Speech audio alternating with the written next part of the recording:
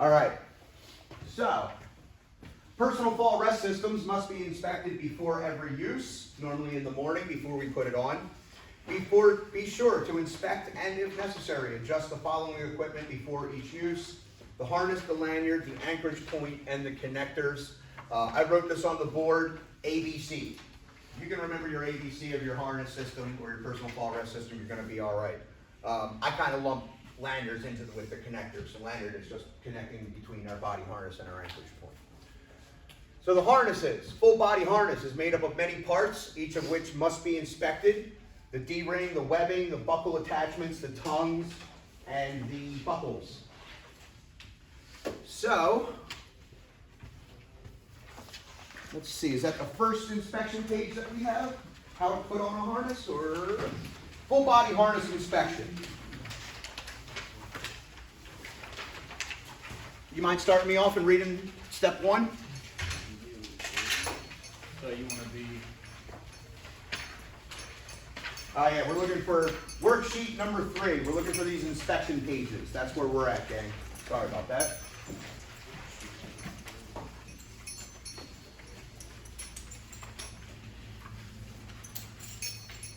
You just want the instructions? Yeah, just read off step number 1 for me, please. Inspect buckle, D-ring, snap, thimbles of wear pads. They must not be distorted or have sharp edges, burrs, cracks, and worn parts. So, I picked a Type 4 harness. That's what I like to work with a lot in my career. The reason it's called a Type 4 is it's got a Botswan bench built into it. They can actually swing me, and I can work in this thing. So I have 2 side D-rings that comes down to a seat on my back, on my ass. All right, so I can actually sit down in this thing. That's how this thing was designed. So like he said, I'm going to check all my D-rings, make sure none of the padding is frayed, no burns. Burns are a popular defect. Hopefully I'm not jumping ahead too much, but I'm going to make sure all my webbing and straps, all the grommets. This one doesn't have grommets. Mr. Walsh's does. So these are the grommets, just your leg strap holes. We're going to make sure all the grommets, none of them are frayed. Mr. Bacchus, can you give me number 2? Make sure the buckles work freely. So maybe for step 2, I might have to put this on and make sure all my buckles are working. And when you pick up a harness, that's usually what it looks like. It's just a pile of webbing. We have no idea what we're looking at. Go for that dorsal ring. That's a good step 1 for you. And then like Mr. Walsh said, it's just like putting on a jacket. I'm just swinging it around, all right? Check all your buckles. This one even has, a buckle for my belt. There's my grommets on this guy.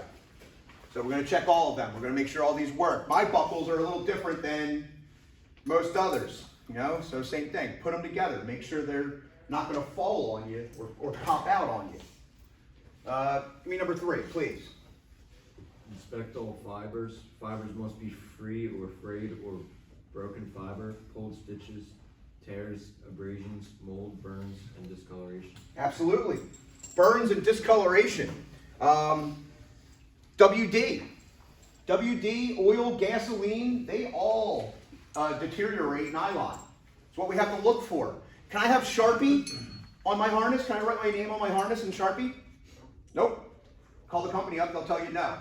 Because they've done testing where they took Sharpies from job sites, they wrote their name on those harnesses, and little flecks of metal were on the tip of the Sharpie, embedded into the webbing. They did the stress tests, and all the harnesses failed. You don't know what's going to be on your Sharpie, unless you're buying a brand new Sharpie and writing your name on it, but you got to prove that to the company. Manufacturers say you cannot write on these. That will deteriorate the webbing. Give me number 4, is it, brother? Inspect the webbing by bending and pressing over a 1.5-inch diameter object or for broken fibers. So you can come off the edge of a table and sit here and look at the webbing. You go through all of it. It's not going to take you that long, but I got a lot of padding on this thing. Don't just assume that the padding is protecting everything for the life of this harness. Move the padding out of the way. Make sure you check your webbing in all areas of this thing. This is your life. Is it worth looking at your harness at least once a day for your own life? I think it is. If you don't, that's on you. Give me number 5, please, bud. Yeah, labels should be present and fully legible. Fully legible. Who was it that was saying they had a big man that fell off the ladder this morning? Right. Are we talking over 250 pounds? Probably. Okay. Most harnesses are rated for an average worker. What does an average worker weigh? Well, with tools, 250 is what OSHA sets as their standard. So fall protection, we say 330, or is it 310? I think it's 310. Most harnesses are rated for 310. That man sure sounds like he would need a different harness. Do we have people that weigh a little bit less than 310 on job sites? You know, we get some frail little ladies on these jobs. Should they be wearing the same harness as the big man? No, they have harnesses for females. They have harnesses for smaller gentlemen and ladies. One of my favorite sayings was this female instructor from Oregon. She goes, I gotta wear the female harness. I don't want to get the milk trucks ripped off. It's totally valid. It's a totally valid problem for harnesses. Give me number 6, please, bud. Inspect for cleanliness. Clean if needed with appropriate water and soap. Store in a clean, cool, dark, dry area free of chemical fumes. So that's twice now where mold or water damage was mentioned on these inspections. It's a big thing because, yeah, you're going to sweat in these things like a pig, and then what do we do with them at the end of the day? Throw them in the gang box, go on home. Yeah, we don't put them in a dryer, we don't dry them, we don't do any of that stuff. Can mold deteriorate my fabric? Absolutely can. So we definitely want to pay attention to that when we're inspecting these things, and don't just throw them on the ground like they're a piece of trash. All right? So that's how we're going to inspect our harness. And each one of you will do that when we get out in the shop. You'll go through, you'll pick one and do it yourselves. Can you bring your own harness onto a job site? Can I go buy one and just walk on the job site? I can, but I have to let the employer approve it. Okay? So I have to go to my boss and say, this is my harness, I want to work in this, and he can choose to say yes or no. You know? So yes, we can do that.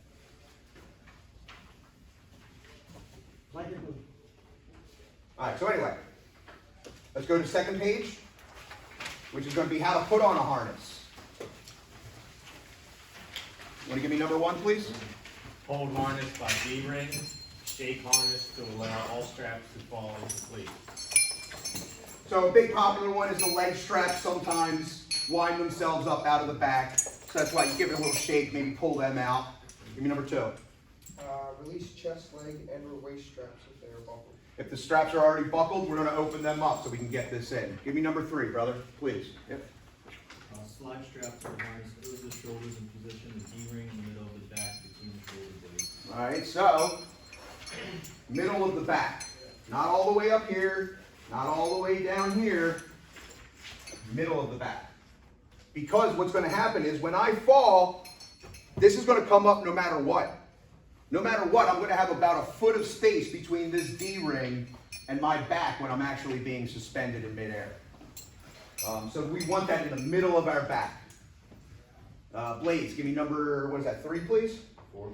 4, sure. Hey, someone's paying attention, I like it. Hold one leg strap between legs and connect. Repeat with second leg strap if there is a belt connected after a leg strap. All right. So, before that step, they don't mention it. There's one other step that I did. I don't have anything in my front pockets. Why do I not have anything in my front pockets while I'm wearing a harness? Because it'll pinch against you. Yeah, because it's ammunition for the berries. Yes, absolutely. Yeah, because anything you have in your front pockets, well, that's a ballistic missile waiting. So we don't put anything in our front pockets. A lot of times anymore, harnesses are built with extra pocket spaces for us. You know, there's a popular one now. It's a little pocket right here. You know what that was actually designed for? Skull. They know who they're working. They know who's going to be wearing these harnesses. They put a skull package, a skull container pocket in new harnesses nowadays. They're building to us, man. They are designing towards us. Where's my jewel pocket, bro? Right? They've already made them and banned them already. That's quick. All right, so I'm trying to get all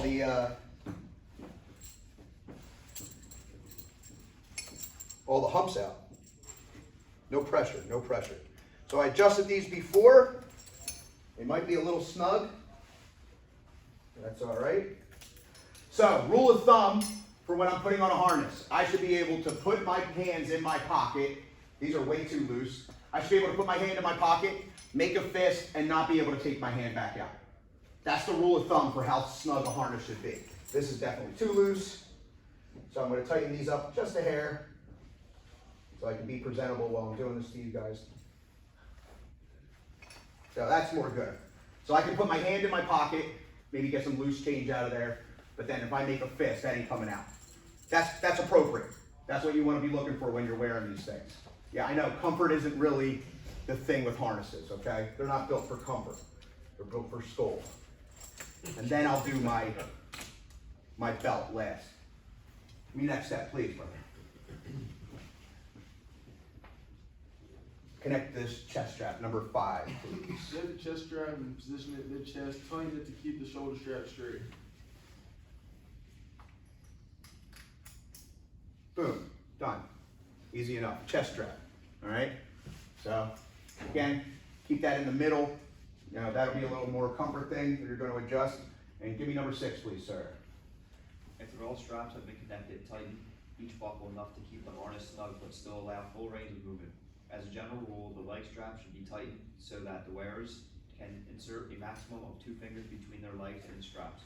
Place excess strap into loop keepers, never cut off with extra line. All right, so 2-finger rule, that's fine. You know, I've always done the fist thing. Whatever, either or is going to work just fine. So all of these straps are designed to not slip out of these buckles. That's why they've got loops on the end. You eliminate that by cutting these straps. You've just killed off the effectiveness of these tools. So don't do that. All right? Self-locking carabiner inspection. Tom, Sure. I see you got the D-ring on the back. I know what that does. You hook up to that spot. What about all those other rings that you have on? Just bells and whistles. They're just for fun. No. So I don't know if you were here. You weren't here. I told them this is a Type 4 harness. So these guys are not for rescue. These are not to save your life. These are to make this into a swing. So now I can sit down in this thing. That's what these two are for. It's a Type 4, so it's a Bossman bench built into the belt, built into the harness. So now I can work like that, and I'm actually hanging off these guys. All right, so these are positioning hooks. These will be for positioning, not for rescue. Some harnesses have a hook on the front. And what happens with that is everyone remember Ghostbusters 2? When they're down in the sewer with the pink slime, right? Think about getting a guy out of a manhole who's fallen with the dorsal. Are you coming out of a manhole cover hanging like this? Or are you going to get stuck? I'm absolutely going to get stuck. So they made it where they put a ring on the front now. So when you get drug up, you're laying like this, and they can get you out of the manhole cover. You're going to find there's different rings everywhere on a lot of these different harnesses. Oh, I've got these guys too. There's a positioning. So I can sit here. Let's see. This is a little different, but that's all right. So if I'm working concrete, I can sit here and position myself onto my actual form, you know, and keep myself locked on. So they can take the place of the dorsal ring? For positioning, not for arrest or restraint, but for positioning, absolutely. So here's the thing, is fall arrest. I'm arresting my fall after I've fallen. Restraint is preventing me from falling. So think about this. Think about, let's say I've got an edge 10 feet away. I tie a 6-foot piece of rope onto myself. Can I fall out of the building? No, I restrained myself from falling. Does it matter which ring I use to do that? No, absolutely not. I'm just restraining myself. Doesn't matter. So these are for positioning. These can be for restraint. To keep myself, if I've got, like I said, if I got a rope both directions or a hook like that, I can't go anywhere. I'm restraining myself from falling. It's a difference compared to arrest, where I'm arresting my fall. It's already happened, all right? And that's what these guys are for. See how I got plastic on these hoops?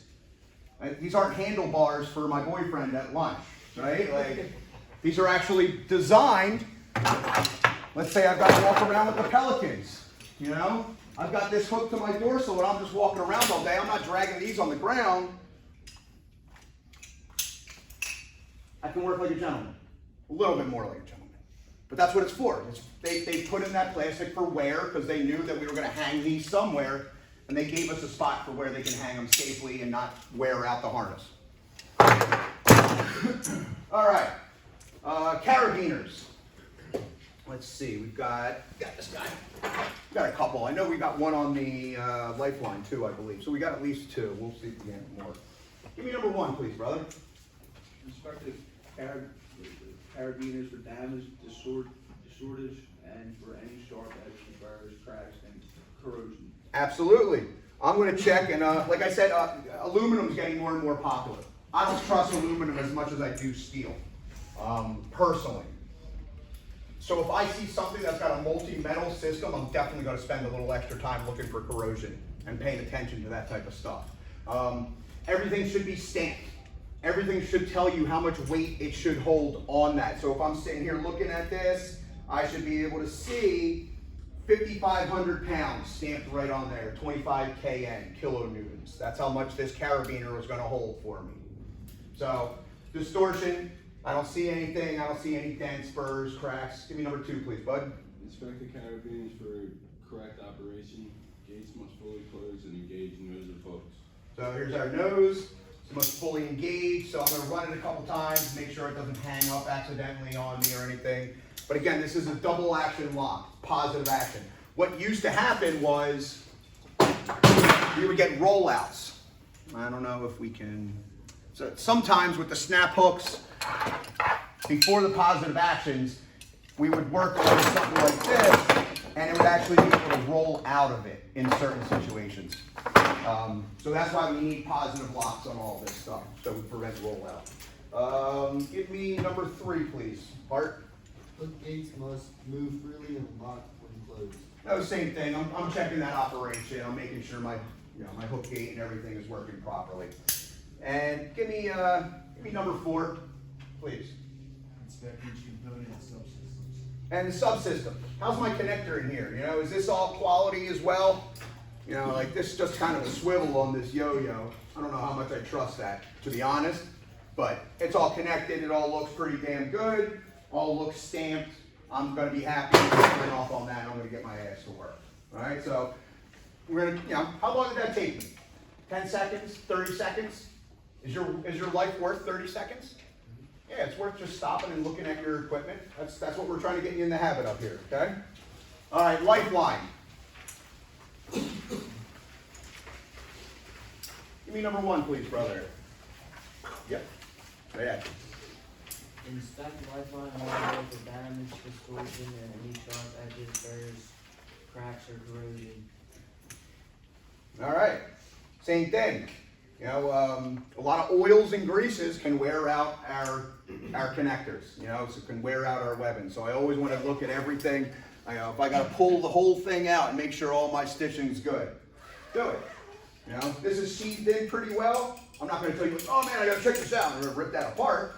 But, you know, take a look at it, make sure it's all running properly. Give me number two, please, sir. Inspect the connecting hooks for correct operation. Hook gates must move freely and lock when closed. So again, must move freely. 2 locks on this one. I gotta depress this one to be able to open this one. Otherwise, it does nothing. So I gotta have both of them before I can open. Sure looks like it operates freely. Well, that don't operate at all. That's just a solid hook. Now what do I do? So these are quick releases. These are pretty cool. These are newer. Instead of attaching to my dorsal, this guy's actually got a little bar built into it. You see the bar? Same thing. This is a quick release. So if you're doing leading edge work, you can have 2 yo-yos. You'll have a leading edge yo-yo and you'll have this one. So I got to work inside the building. Positive action. It's got to have 2 different actions to it to unlock. So I've got 2 buttons that have to get depressed, and then this opens up. It's actually a little bit of a fight with this thumb. Here we go. And then that'll open up. And then this little ring goes in there. That's it. So that's a quick release. A lot of guys have been liking this. You know, you can double up your yo-yos, but that's pretty damn fast, but same thing.